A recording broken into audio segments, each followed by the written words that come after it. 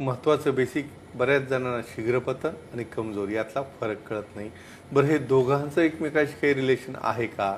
तेही बऱ्याचदा माहीत नसतं किंवा अति हस्तमैथून केल्यामुळं त्यामध्ये कमजोरी तर येत नाही का किंवा शीघ्रपतन देखील होतं का? एक थोडक्यात मी या ठिकाणी वाक्यात सांगेन. शीघ्रपतन म्हणजे कुठल्याही प्रकारे ॲक्ट करताना समोरच्या व्यक्तीला सॅटिस्फाय होण्याच्या आतमध्ये किंवा स्वतःला सॅटिस्फॅक्शन मिळण्याच्या आतमध्ये त्या ठिकाणी विरेस्खलन होतं. याला आपण शीघ्रपतन म्हणतो. मग तो वेळ बऱ्याचदा त्यामध्ये एक अमेरिकन सायकॅट्रिक सोसायटीने एक डिव्हिजन केलेलं आहे, माइल्ड, मॉडरेट आणि सिव्हिअर. माइल्ड म्हणजे 1 मिनिटाच्या आत तुम्ही स्खलन करता. मित्रांनो, अशा गोष्टींमुळे एक मोठा अभ्यास झालेला आहे.